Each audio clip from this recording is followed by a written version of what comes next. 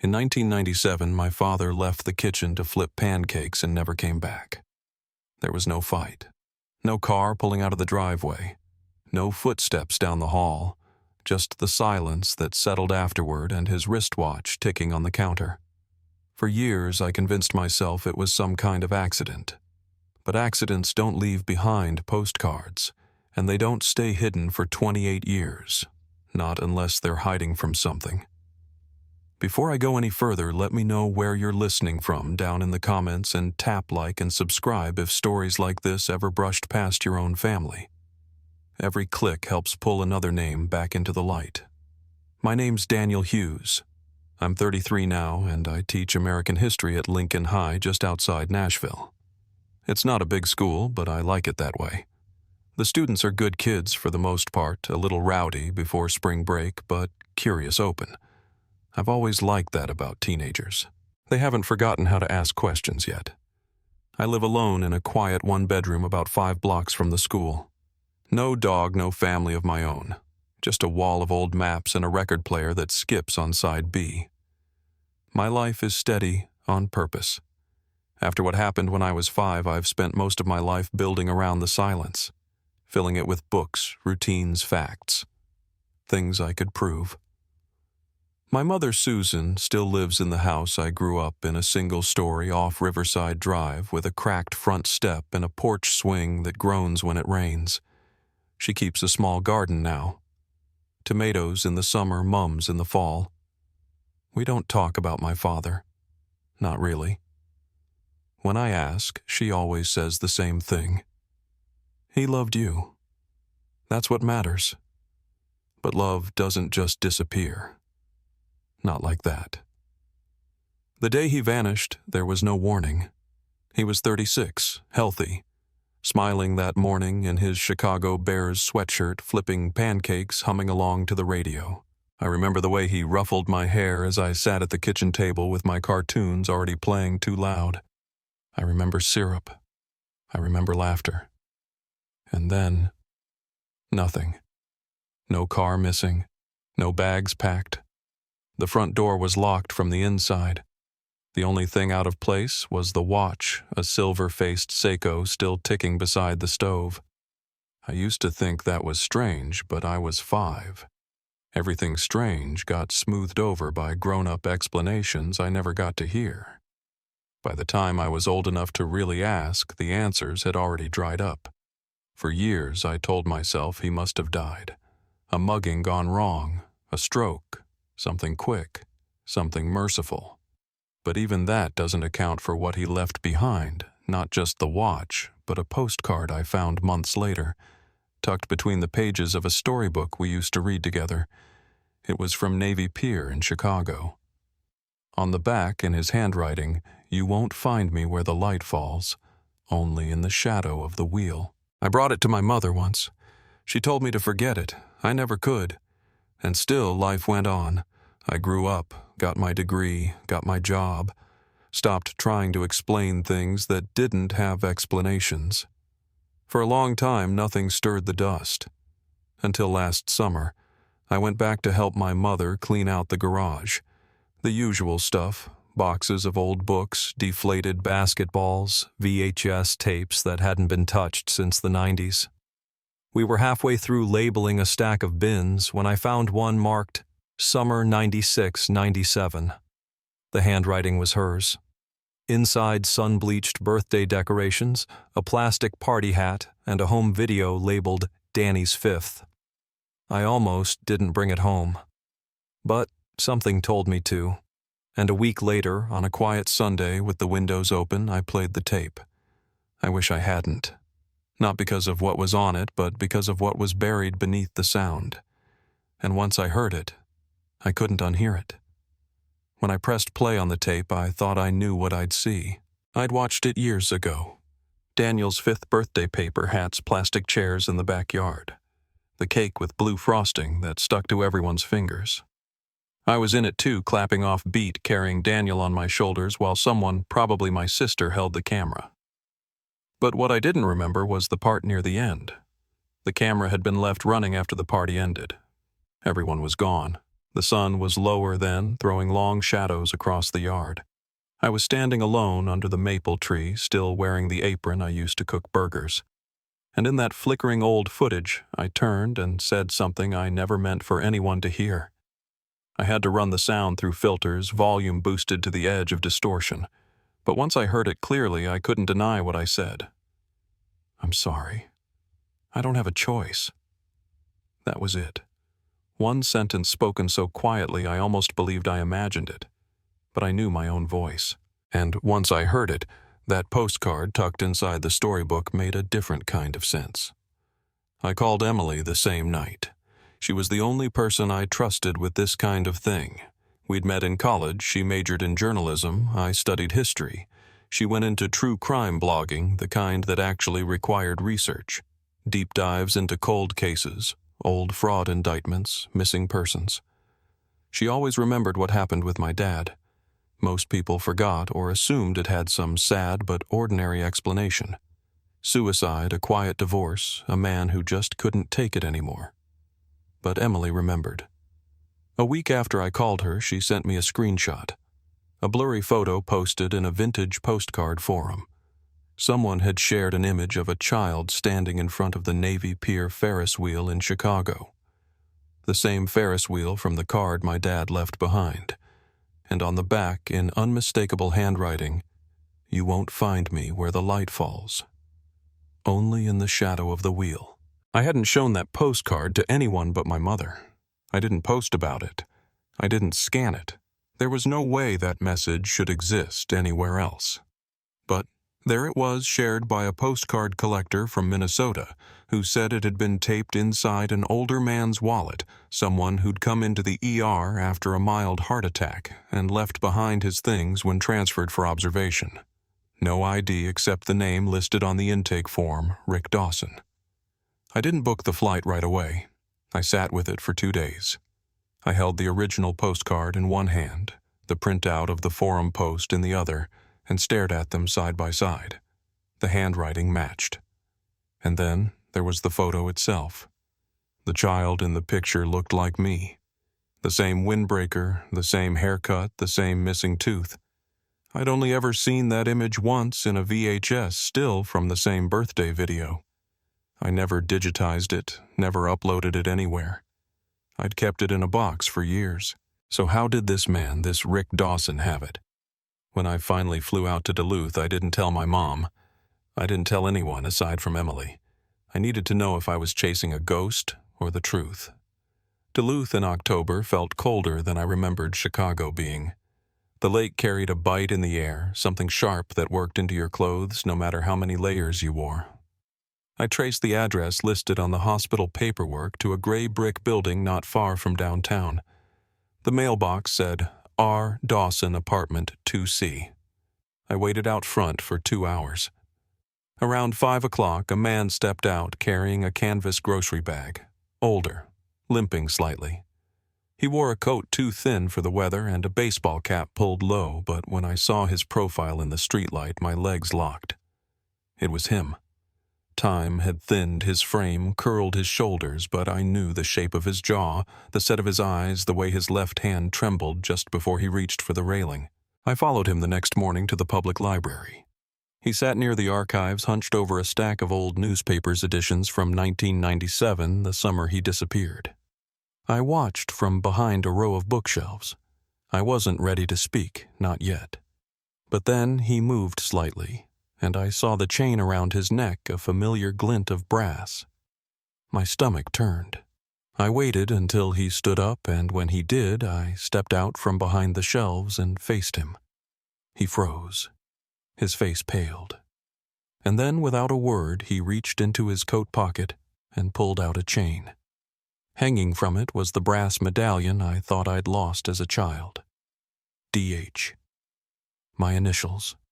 It had been a gift from him, something I wore to bed for years, convinced it would keep me safe. Seeing it again made something in me break open, not with noise, just a pressure behind my ribs that wouldn't let up. We didn't hug. We didn't cry. We sat down across from each other at the same wooden table, the smell of paper and old glue thick in the air. My voice barely came out when I finally asked, "Where have you been?" He didn't answer right away. His hands stayed folded, his eyes low. "I wasn't supposed to exist anymore," he said. That was the first full sentence I'd heard from him in 28 years. I didn't know how to respond. So I asked what I'd always wanted to know. Why the new name? Why Minnesota? Why the postcard? Why disappear and never call? He didn't answer most of it. Just fragments. "I thought I was protecting you. They said it was the only way." I asked him who they were. He changed the subject. He brought up things from my childhood, small, strange details he shouldn't have known. "You had that blue stuffed elephant," he said. "One eye missing. You wouldn't sleep without it. I hadn't thought about that toy in decades. I never told anyone about it. It wasn't in any pictures." How did he know? That night I couldn't sleep. I walked the lake path behind my motel, hands shoved deep in my coat pockets. I wasn't cold even though it was freezing. I kept thinking about that medallion. Had he come back for it? Entered our house after he disappeared? Or had someone given it to him? I decided to go back to his apartment. I stood outside 2C for 5 minutes before an older man carrying a paint bucket came down the hall. Said he was maintenance. "You looking for Rick?" he asked. I said I was a relative. He looked me over. "You don't look like him. But then again, nobody really knows Rick. Quiet guy, pays in cash, keeps to himself." I asked how long he'd lived there. 8, maybe 9 years, he said. Before that, Michigan. Or maybe Canada.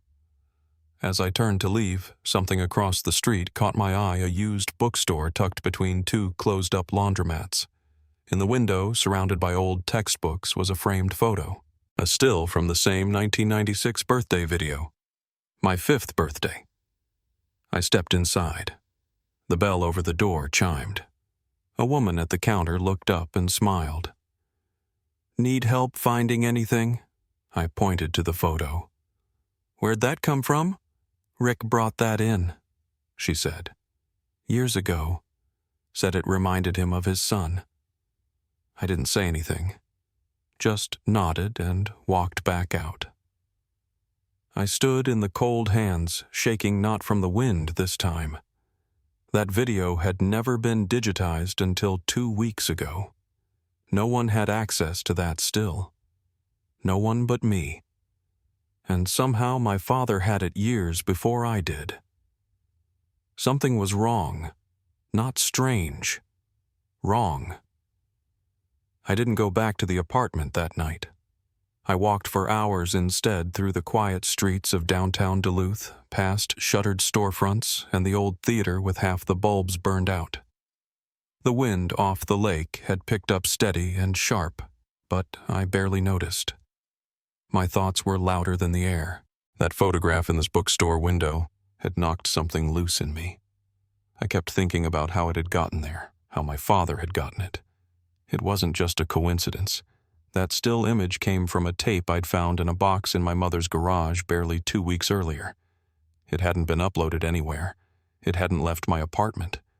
And yet there it was, under glass, framed like a keepsake by someone who claimed to be a man named Rick Dawson.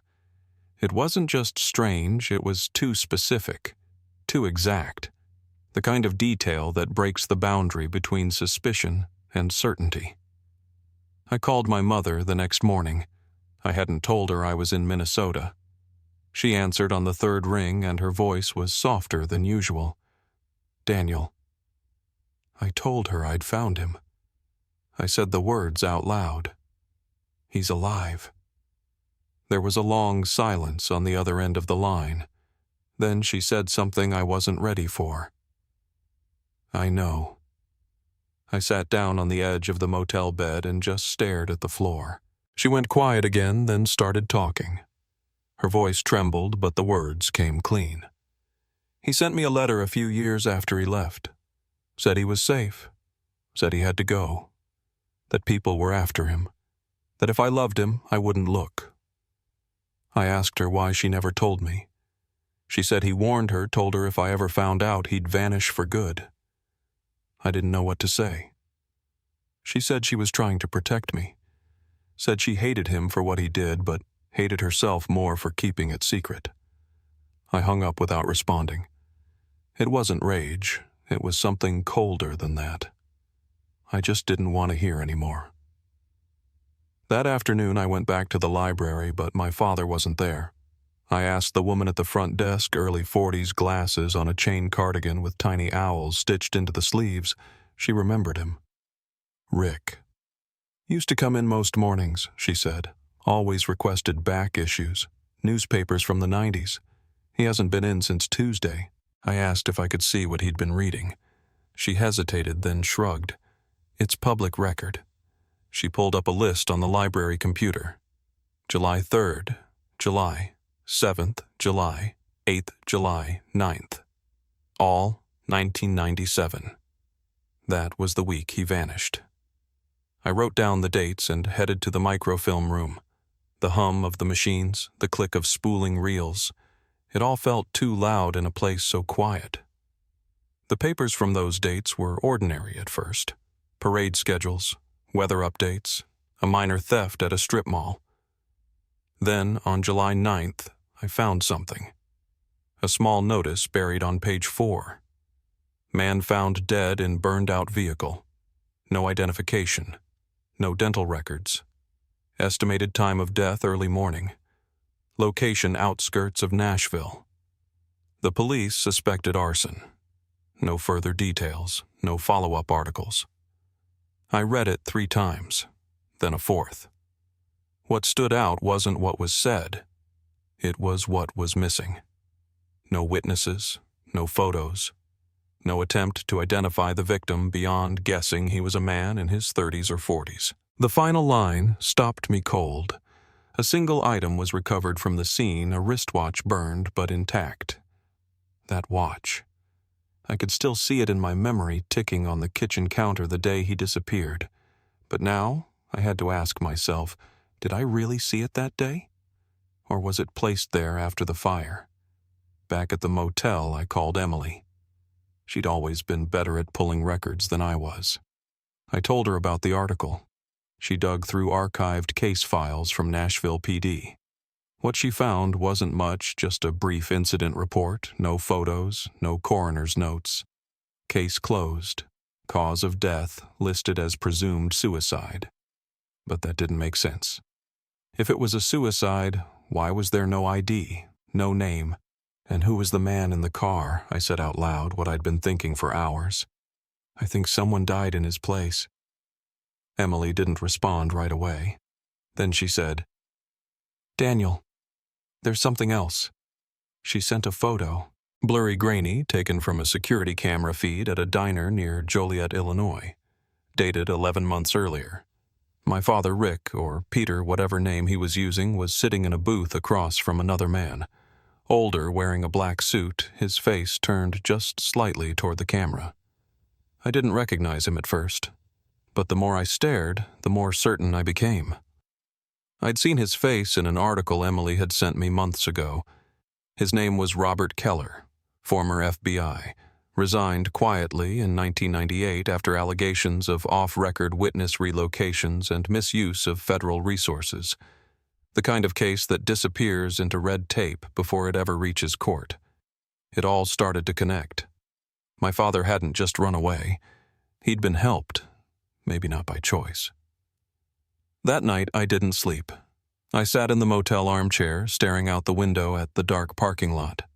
I thought about the fire, the burned body, the medallion he somehow still had, the framed photo he shouldn't have owned, the way he'd looked at me in the library like he wasn't surprised to see me, like he'd been waiting.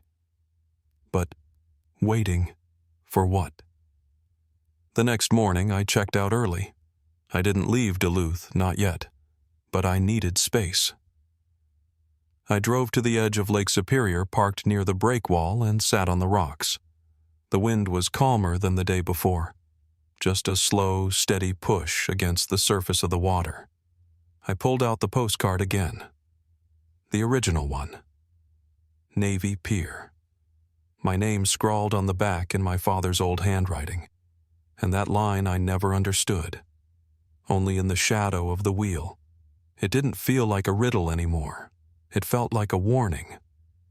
Or maybe a confession. The postcard, the tape, the fire, the diner photo, none of it fit into the version of my life I'd built.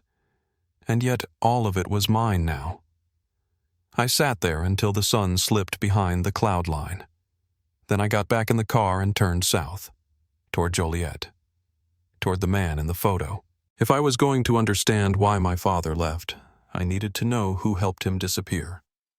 Joliet was the kind of town you could drive through without noticing. A stretch of old factories, aging rail yards, diners with flickering signs. The sky hung low that morning, overcast and gray, like the light had nowhere to go.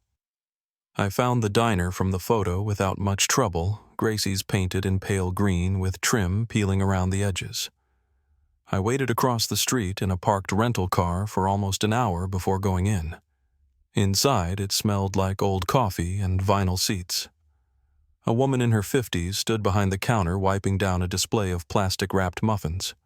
She gave me a nod. "Just yourself," I said yes, and ordered a coffee. After a few minutes, I took out the photo, just the blurry diner security still, and slid it across the counter. "Do you recognize either of them?" She looked at it for a long moment, then tapped her finger. "That's Rick. He's been coming through here for years. Quiet guy. Always orders the ham sandwich. No tomato. Pays in cash." I asked about the other man. She hesitated. "He's been in once or twice. Has that federal look, you know. Square shoulders, keeps his coat on even when he sits down." I thanked her, left a tip, and stepped back into the wind. That night I drove to a motel on the edge of town. I spread everything I had across the bed maps, printouts, the article about the fire, the photo from the diner, the microfilm notes. A pattern was forming, but it didn't lead anywhere clear. Then I saw it.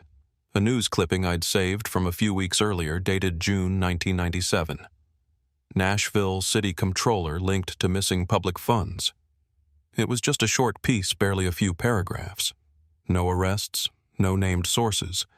But the final line said what I hadn't considered before internal whistleblower suspected. My father had worked in that office. Finance, budget reviews, public accounts.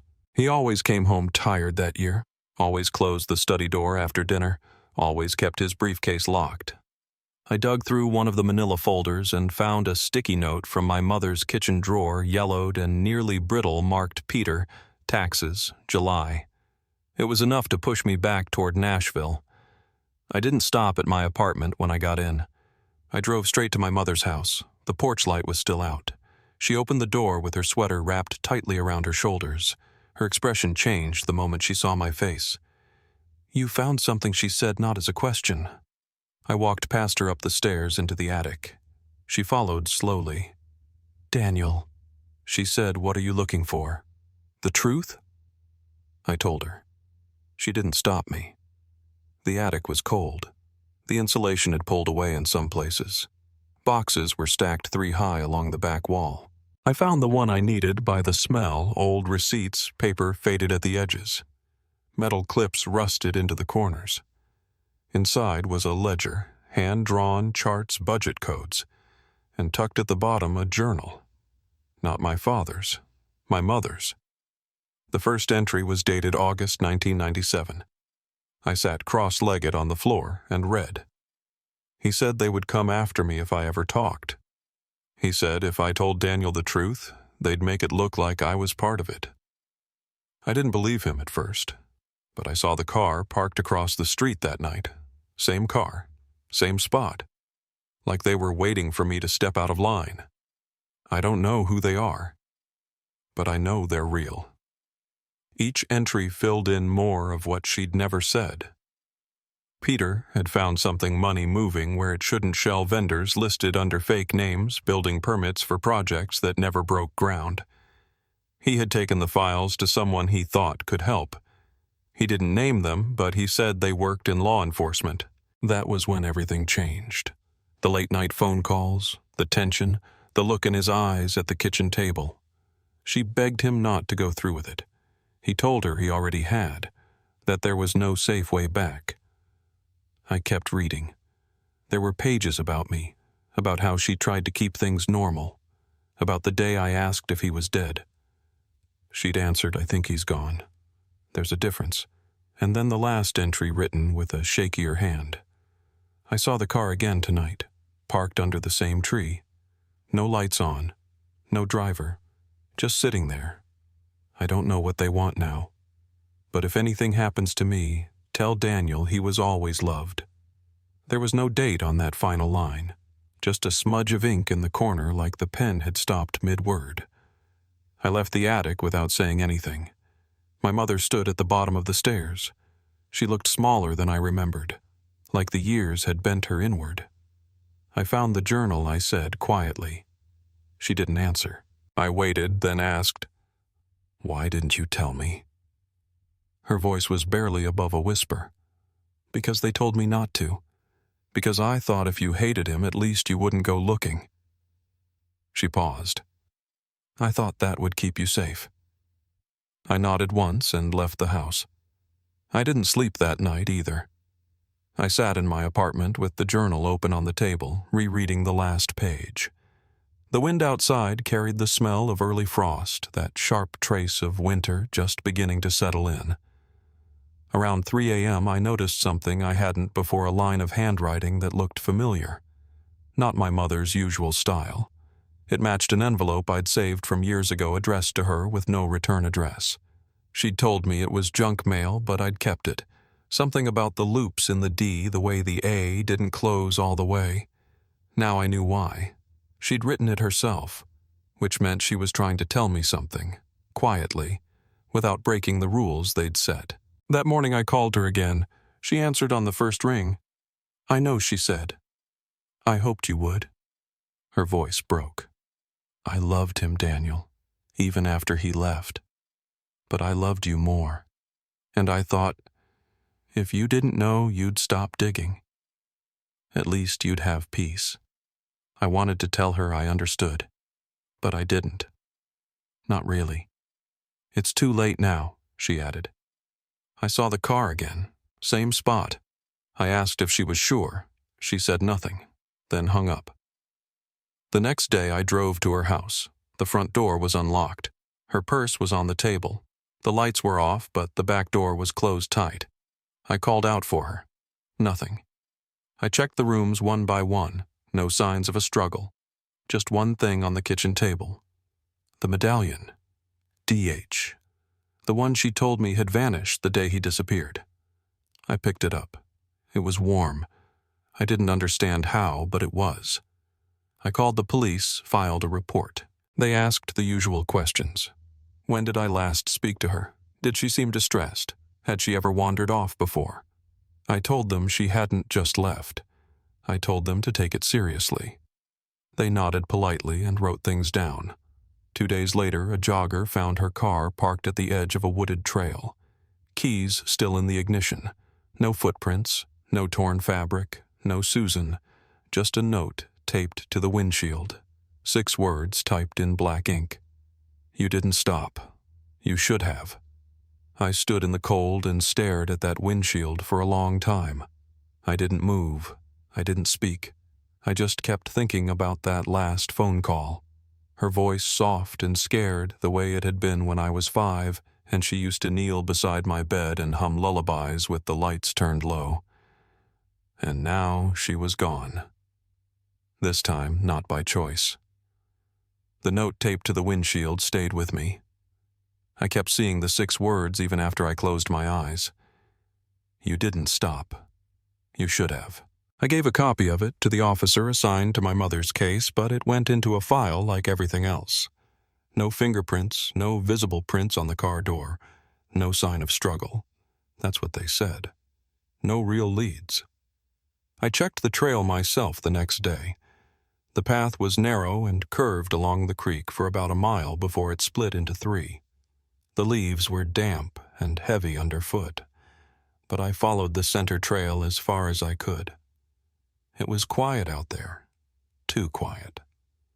Not the peaceful kind, more like someone had hit mute on the whole world. I stood at the bend where the trees opened slightly and tried to imagine where she would have gone, but nothing about it felt voluntary. She didn't walk away. She was taken. I drove back to town without speaking to anyone. I didn't turn on the radio. I didn't call Emily. I just drove until I pulled into my driveway and sat with the car still running. Inside, I opened my laptop and brought up the folder Emily and I shared. She'd helped me scan everything: my father's postcards, the article about the fire, the photo from the bookstore, the microfilm, stills, the diner surveillance. I opened them all, put them side by side. That's when I noticed something I hadn't before. In the background of the diner, still there was a street number on a faded brick wall just barely visible through the window. I zoomed in. 12029. A partial sign underneath Oak Ridge Industrial Supply. I searched the name and found it listed as inactive, closed in early 2001. But the building still existed. I marked the location on a map. Then I looked up Robert Keller again. I'd been trying to find a working address for weeks, but the most I ever got was a P.O. box in Kenosha, Wisconsin, linked to his pension paperwork. It was something Emily found tucked in the margins of a redacted personnel file. That was where I went next. I arrived in Kenosha just before dusk. The post office was the low-slung concrete building with a flag flapping half-mast and a row of mailboxes along the side. I parked across the street and waited. 2 hours passed before anyone approached Box 314. The man was tall, heavy-set, stiff in the shoulders. He wore a tan coat and a ball cap pulled low. I watched him unlock the box, slide out 3 envelopes, and walk away with the kind of rhythm you don't learn, you carry it out of government work. I followed at a distance. He turned the corner and stepped into a small cafe with a neon open sign hanging crooked in the window. I waited 1 minute, then followed him in. He sat alone at a corner table, coffee steaming in front of him. I took a breath and approached. "Mr. Keller." He looked up. No surprise on his face, just resignation. "You his son?" I nodded. He gestured to the seat across from him. "I figured you'd find me eventually." He didn't waste time denying anything. He didn't admit much either, not directly. "Your father came to us in '97, he said, voice low and even. Had documentation, fraud, big numbers, city budgets being laundered through shell vendors, fake contracts, real money. I asked if Keller helped him disappear." He paused. He wanted protection for his family. We said we could arrange that. New name, clean records. But the program wasn't what it used to be. Internal corruption. Some names got leaked, not by me, but someone inside. He looked out the window. That fire in Nashville, that wasn't staged. That was the real thing. They were coming for him, only he wasn't in the car. I asked who died. He shook his head. "We never figured that out. Maybe a drifter, maybe someone in the wrong place. Doesn't matter. After that, your father vanished. We couldn't track him. Years later, he found me again. Said he wanted to finish what he started. Said he'd been watching you grow up from a distance." I didn't know what to say. I asked about the postcard, the VHS photo, the bookstore. He looked back at me and said, "He never stopped watching. Not once." I left the cafe with more questions than I came in with. I drove all night back to Nashville. The roads were empty fog, curling at the edges of the asphalt like it didn't want to leave. At home, I packed everything I had into one secure folder: my father's notes, my mother's journal, Keller's information, the surveillance footage, and sent a copy to Emily. I didn't trust the cloud anymore. The next day, I went to the bookstore again. The woman behind the counter, Margaret, recognized me. "He hasn't been back," she said before I could ask. But then she reached under the counter. "He told me once if a young man ever came asking..." to give him this. She handed me a leather envelope. The stitching was worn, the edges cracked. Inside was a single handwritten page. Daniel, if you're reading this, then you know too much and not enough. There are things I've never told you, things I couldn't. But if you want the truth, all of it, there's only one place to go. The cabin. You know the one. I left the key where the memories live. Love, Dad. I didn't need to ask which cabin he meant. There had only ever been one. My grandparents used to own it, a small red house tucked into the woods outside Leiper's Fork, Tennessee. We'd spent summers there when I was a kid. The last time we went was the year before he vanished. I remember falling into the creek that summer and splitting my chin open. He carried me the whole way back to the house, humming under his breath. The cabin had been sold long ago. At least I thought it had.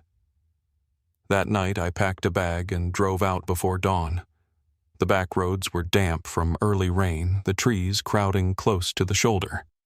When I reached the turnoff, I half expected the gravel road to be blocked overgrown, but it wasn't. It was rough, but passable, the path still marked by the same wooden post with its paint faded to gray. I pulled up to the clearing.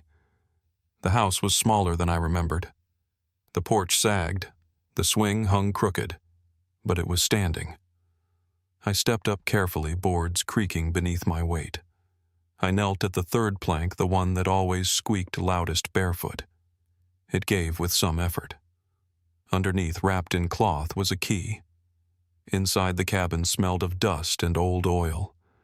A lantern sat on the table. The floor was swept.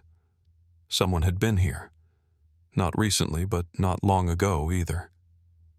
I moved slowly through the rooms, opening drawers, checking closets. In the bedroom, behind a stack of old blankets, I found a metal lockbox. Inside, another journal. This one was older, the paper more delicate. But the handwriting stopped me cold. It was my mother's. The first page was dated a month after he disappeared. I sat on the floor and began to read. The paper had yellowed around the edges. The ink in the early entries was smooth and deliberate, but by the middle of the journal her handwriting had changed, shaky sometimes, slanted like her nerves were starting to fray. The first page was dated August 14th, 1997, a month and 5 days after my father disappeared. She wrote as if she were confessing to someone who'd never read it. Or maybe she never expected anyone to. She described how he came to her the night before he left. Not for long, just enough time to explain that he'd been warned. He told her if he stayed, people would come for all of us. He said it wasn't just fraud anymore. It was deeper, bigger, and there were names involved that didn't show up on paper. She didn't write those names. She said she didn't know them. She only knew he was afraid in a way she'd never seen before, and she believed him. As I turned the pages, a pattern took shape. Peter had confided in her too late. By the time she knew what was happening, the window to escape with him had already closed. He had plans to disappear. False IDs, rerouted documents, a contact in the system he trusted. But when it unraveled, there wasn't time for both of them. He gave her one instruction: say nothing. Not to me, not to anyone. He told her if she ever heard from him again, she'd have to act like she didn't, for my sake. She hated him for it, and still she followed his instructions. There was an entry near the middle that stopped me. It described a moment, maybe 2 years after he vanished. A letter arrived at the house with no return address. Inside, a photo of me taken from a distance. I was 12. At the park, wearing a blue windbreaker I barely remembered owning. Her entry was only 2 lines long. He's still watching. But he's not alone. There were tire marks outside the house again. The more I read, the more I realized how little I knew about what she'd been carrying. She hadn't just kept secrets. She'd lived inside them. Her journal never mentioned the word whistleblower, but the context was there. City funds rerouted through shell companies. Projects that never broke ground. She'd overheard Peter's phone calls with someone he never named. She wrote down fragments, dates, numbers, sometimes just initials. She never said if she turned them over to anyone. My guess is she didn't know who to trust. On the last page there was a line written in a different pen. The ink looked newer, the handwriting more rushed. If anything happens to me, tell Daniel he was always loved. None of this was his fault. And just below it, no signature, no date, just a small black smudge where the pen had bled too long in one spot, like her hand had paused there before setting the journal down. I sat on the floor of that cabin until the lantern's flame sputtered low. The silence out there was different than in the city. It pressed against your ears. Every movement echoed through the wood. The floorboards popped under temperature shifts. The wind came and went in slow, shallow breaths through the cracked windows. I packed the journal carefully and stepped outside. The air smelled like damp earth and pine needles. I hadn't meant to stay overnight, but I couldn't leave yet. I walked the perimeter of the cabin with a flashlight. Nothing stood out. No footprints. No tire tracks. But I kept thinking about what she'd written about him still watching, about the tire marks, and how the threats hadn't stopped. Back in Nashville the next day, I didn't go home right away. I drove to the library, same building where I used to check out books in middle school, though the inside had been remodeled. I signed in at the microfilm desk and asked for access to city contract records from 1996 to 1997.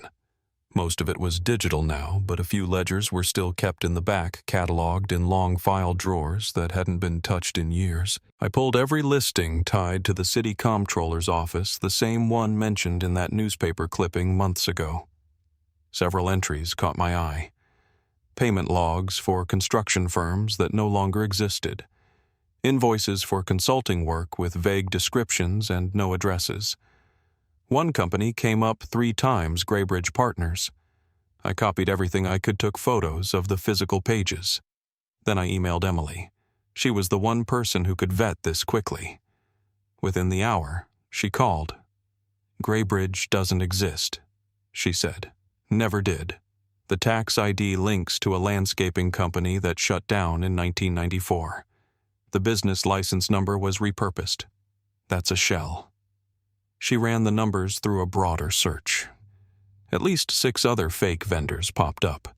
Most of them had ties to the same cluster of addresses, mailbox rentals, P.O. boxes. Some were listed under new names now, but the pattern was clear. My father hadn't just stumbled into corruption. He'd uncovered a network, and someone had spent the last 28 years making sure it stayed hidden. Later that night, I returned to my apartment and found a piece of paper slipped under the door. Plain white, folded once, typed in all caps. "Stop digging, or you'll finish what your father started." I stood there in the hallway, holding it, my other hand still on the doorknob. I didn't move for a long time. I looked up and down the hall.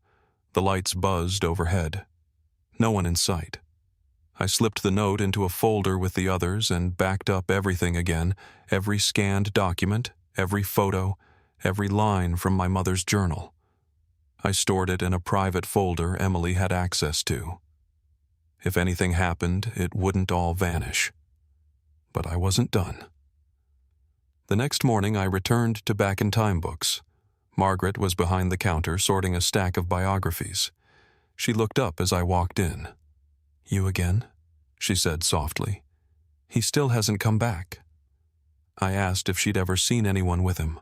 She shook her head. "No one. Always alone. Always quiet." Then she paused. "He did say something once. I didn't understand it then.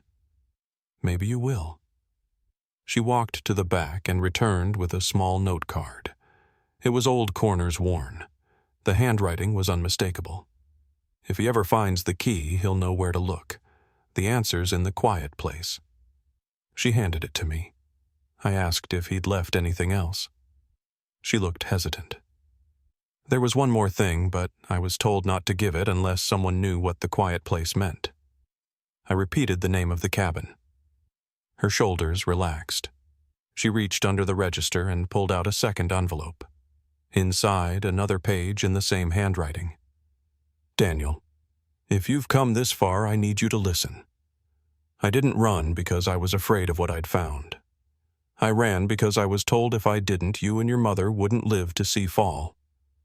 The rest of the page was a list: partial dates, company codes, initials. At the bottom, this isn't just Nashville. It never was. I didn't speak. I just nodded, folded the paper carefully, and slipped it into my coat. Something was shifting now. Not just for me. Something wider. And if what he wrote was true, I'd only scratched the surface. I didn't sleep that night. I sat at the kitchen table with the lamp on low, staring at the paper my father had written. Dates, vendor codes, fragments of transactions. They didn't form a full picture, not yet, but I could tell it wasn't just a list. It was a trail, a warning, a hand reaching through time to show me where the cracks were. I scanned it into my hard drive, encrypted the folder, then packed a copy into an envelope addressed to Emily. She'd know what to do with it. I left it in the outgoing mail slot downstairs, waited until the truck came to pick it up, just in case. By late morning, I was on the phone with Emily. She'd started cross-referencing the list. A lot of these business IDs are linked to state contracts, she said. And not just in Tennessee. I've found 3 connected to municipal road projects in Ohio. Another 2 in Texas. They all follow the same format: shell company, inflated invoice, no actual work done. She paused. Your dad wasn't looking at a city problem. He was staring down a network. And he wasn't the only one. I sat with that for a while. Then I asked her the question I hadn't voiced yet. Do you think he's still alive? She hesitated. I think he wanted you to believe he was. I think that message at the bookstore, that was real. But after that, I don't know. I thanked her and hung up. There wasn't much else to say. That evening I took a walk, just around the block. It was warm for late fall, windy but not cold. Leaves scraped along the sidewalks. Every so often a porch light would flicker to life, motion triggered, then fall dark again. I found myself watching shadows, listening for movement behind hedges. I hated that part of it, how fear makes you second-guess silence, how it rewrites the ordinary. When I got back, I poured a glass of water and turned on the lamp by the couch. That's when I noticed the envelope on the floor, pushed just barely under the door frame. I hadn't heard it come in. No footsteps in the hallway, no knock. Just there, waiting. I picked it up slowly, unfolded the paper inside.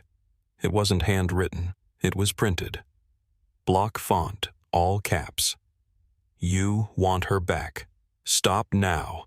This is your only warning. No signature, no return address. I dropped the glass. It didn't shatter, but the sound was sharp in the quiet room. I stood still, the letter in one hand, the other clenched at my side. For the first time in weeks, I felt something burn in my chest. Not panic, not confusion, something heavier. I scanned the note and sent it to Emily. She called instantly. She's alive, I said. My voice came out flat. They have her. She didn't argue. We'll find her. I called Keller next. He answered on the second ring. I saw it, he said before I could speak. They've gone too far. I asked if he knew where they'd taken her. He didn't, but I know where the message was routed from. They made a mistake with the metadata on the last upload. He paused. Give me a few hours. Those hours moved differently. I paced the apartment. Then I packed a bag, just essentials copies of the documents charger hard drive. I didn't know where I'd be going, but I knew I wouldn't be coming back here right away. I left the hallway light on when I locked the door behind me. It was past midnight when Keller called. There's a warehouse facility outside Paducah, Kentucky, owned by a private security firm with federal contracts. Shady ones. It matches the trace. I asked if we could go. He said, "You can't come." I didn't like it. I still don't. But I knew he was right. I waited in a diner just outside McCracken County. Sat at a booth by the window with a coffee I didn't touch. My phone buzzed once, then again. The first message was short. We found her. The second came 2 hours later. A location. A hospital. Room 317.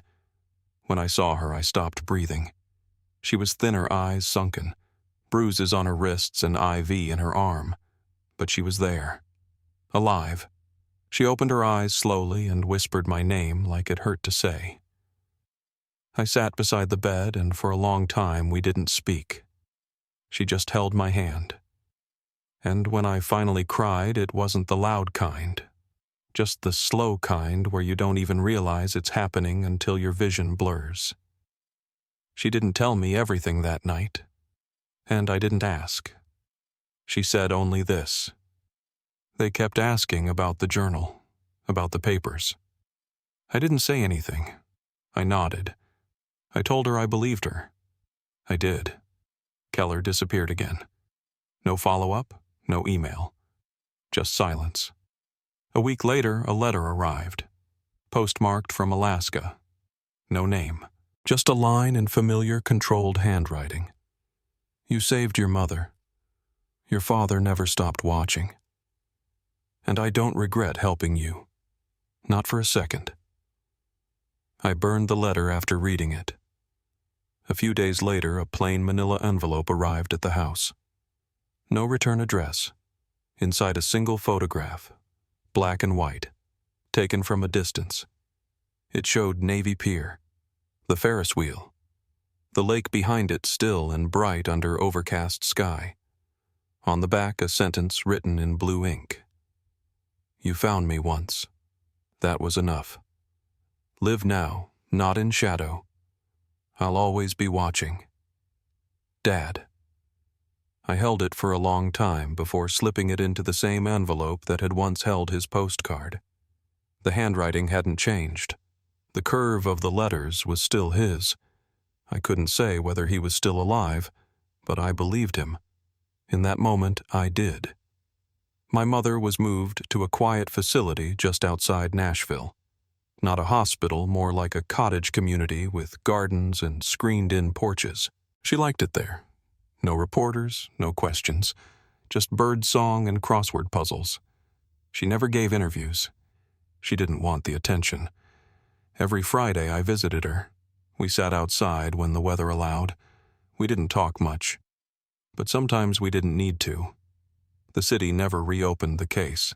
Too much time, too many buried files. But one name from the old network did resign. Another was indicted on an unrelated charge. Not enough. But something. Emily published what she could. The rest we kept in a shared folder. Locked, encrypted, duplicated. I thought about stopping. About letting it go. But that wasn't the end. Not yet. Because one piece still didn't fit the man who died in the car. The one with no name, no autopsy, no investigation. And then there was that name on my father's list, scrawled in smaller handwriting beside the last vendor code. It wasn't a company. It was a person. And I'd seen it once before, buried deep in a municipal oversight committee roster from 1997. Someone still alive. Someone who'd signed the funding approvals. Someone who, according to public records, was now working under a different name. I booked a train to D.C. the next morning. I wasn't sure what I'd find, but I knew the story wasn't over. Not yet. I arrived in D.C. just before sunrise. The train rocked quietly as it pulled into Union Station, and for a moment I didn't move. I sat with the file folder on my lap, hands resting on top of it, steadying myself. I'd spent the night reviewing everything again, my father's list, the names, the dates, the fund transfers that had never added up. There was one name at the bottom scribbled smaller than the rest, almost as if it were added as an afterthought. Gerald Marks. I'd seen it once before, buried in a 1997 city contract ledger from Nashville. At the time, he'd been listed as a subcontractor, logistics, nothing flashy. But Emily found something else. A few years after Peter vanished, Gerald Marks reappeared. Not in Tennessee, in Maryland. Under a different name. New business filings, new ID, all perfectly legal. Now he was working in procurement for a private development group with federal security clearance. No social media, no photos. But it was him. Same face older. Quiet. I took a cab to the building listed on the business license, a low glass structure near L'Enfant Plaza. Nothing unusual. It shared a lot with a law firm and a coffee shop. The receptionist looked up as I walked in. I asked if Mr. Marks was available. She gave me a polite smile and asked if I had an appointment. I said I was an old contact from Nashville. Something about the way she looked at me told me the name wasn't unfamiliar. She said she'd check. I waited in the lobby, staring at a framed photograph of construction sites that never looked finished. A few minutes later, she came back and said Mr. Marks was out for the day. I asked if she could pass along a message. I wrote my name, just my name, on the back of a receipt and handed it to her. He called later that night. I was already back in my hotel room when the phone rang. Unknown number. I let it go to voicemail, then listened. "Mr. Hughes," he said, voice steady but quiet. "I think it's best if we meet somewhere more neutral. There's a bench near the Washington Monument, north side, noon tomorrow. Don't bring anyone." He hung up. I didn't sleep well. The next morning, I walked the city without really seeing it. I passed tourists, security patrols, joggers. I kept thinking about how many times someone had told my father to keep quiet. How many threats had been written, typed, whispered, while people just kept showing up to work like nothing had happened. I reached the bench 15 minutes early, sat at the far end, waited. He showed up on time. Late 60s, maybe early 70s. Gray hair cut short, dark coat, plain shoes. He didn't look like someone who'd been hiding for decades, but there was something cautious in the way he scanned the space before sitting down. He didn't speak right away, just sat. Then he said, "You look like him." I stayed quiet. He reached into his coat and pulled out a small black notebook, held it flat on his lap. "I knew your father," he said. "Not well, but enough to know what he was trying to do, and enough to know why they stopped him." I asked him why he disappeared. He didn't flinch, because I saw what happened to the last guy who didn't. He opened the notebook. Inside were old notes, budget codes, initials of flowchart sketched in pen. This isn't about Nashville anymore. That was the entry point. But the system ran through 6 states, public contracts, private accounts, and oversight committees that were never supposed to meet. You pull one thread, the whole thing unravels. He tapped a name near the top of the page. Your father found this name, and once he did, everything changed. The name was Harold Pittman, a former deputy director in the Office of Urban Development, retired in 2002, died in 2003. No connection ever proven to Nashville, but Mark said otherwise. He was the funnel, the one who made sure no one upstream ever got questioned. I asked who they were. He didn't answer directly. Some of them are dead.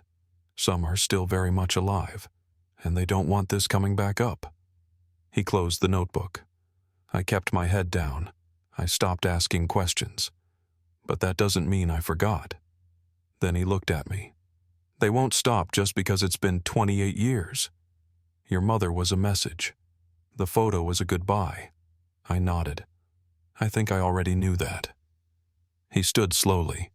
"Don't look for me again." And he walked away.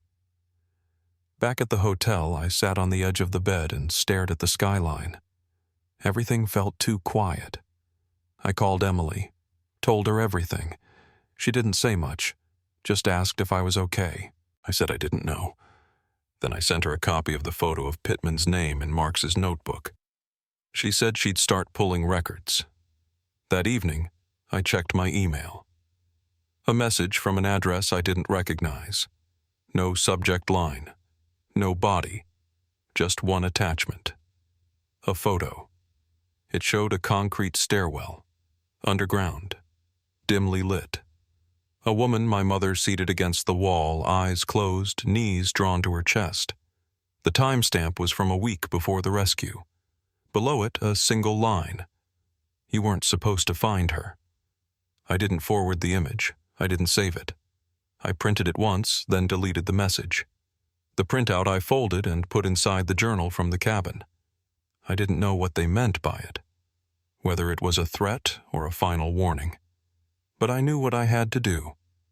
The next day I called Marion Blake, the journalist who'd run the first article. I told her everything. She asked for verification. I said I could get it. I sent her the vendor records, the tax ID mismatches, the scanned pages from Marx's notebook. She asked if I wanted to be named. I told her no. She said that was fine. She published the story that Sunday. It didn't name Pittman. It didn't name Marx. It didn't even name me. But it named the network, the shell companies, the paper trail, and the body in the burned car. It raised more questions than answers, but that was the point. It didn't close the door. It cracked it open. 2 days later, a senator from Kentucky called for an independent audit of the state's municipal contracts dating back to 1995. The next week, a whistleblower came forward from Ohio, then Texas. Something was shifting. Not fast, not loud, but enough. I went back to the cabin the following weekend, walked the creek trail, sat on the porch with the door open. I didn't bring the journal this time, just the medallion. DH. I set it on the table and listened to the wind move through the trees. For the first time, it didn't sound like something hiding. It just sounded like wind. But even then, I knew I wasn't done. Because there was still one thing left to understand. The fire. The body, the man who died in my father's place, who he was, and what it cost for him to be forgotten. I found the name in a death certificate filed under John Doe dated July 9th, 1997, same day as the fire. The body had been discovered in a burned-out car on the outskirts of Nashville. No identification, no dental match, no next of kin. But one line in the autopsy summary stood out. Approximate age, mid-30s. Multiple healed fractures in the right leg. That detail stayed with me. I remembered something my father once said when I was little, how a friend from his old construction days walked with a limp after a fall from scaffolding. I dug deeper. Hospital records. Workman's comp claims. Eventually, it led me to a name. Carl Dempsey. No fixed address. Lived out of motels, in and out of jobs. But in 1997, he disappeared. No family ever reported him missing. No search was launched. It was like he never existed, except for that line in my father's journal. Dempsey took the risk. It still isn't clear how it happened.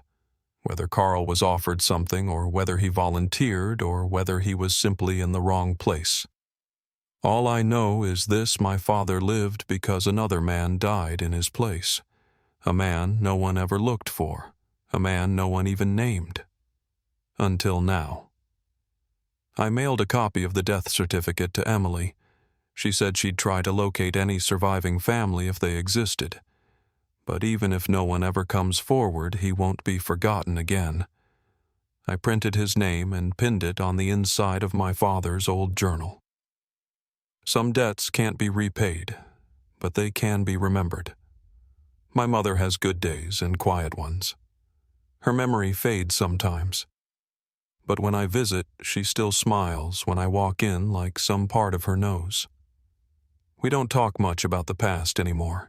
She said what needed saying, and I listened. That's enough now. As for my father, I haven't heard from him again. No new letters, no photographs, no signal. And maybe that's the way it's supposed to end, not with certainty, but with peace. I think he gave me what he could, maybe more than he should have. The truth came at a cost for all of us. But I'm still here, teaching, living, not looking over my shoulder the way I used to. Some of my students have started asking questions about history, about what gets erased. And sometimes after class, I tell them that some stories don't end neatly. Some names go missing on purpose. But that doesn't mean they don't matter. The cabin's still there. I go back when I need the quiet. The key's still under the porch plank. I don't think I'll ever move it. Some places are meant to stay hidden until someone's ready to remember. If you've stayed with me through all this, thank you. If it made you think of someone you lost or someone you still wonder about, I hope you write it down. Say their name. Keep the door open. That's all any of us can do. And if this story stayed with you, consider sharing it so no one like Carl Dempsey gets left in the dark again.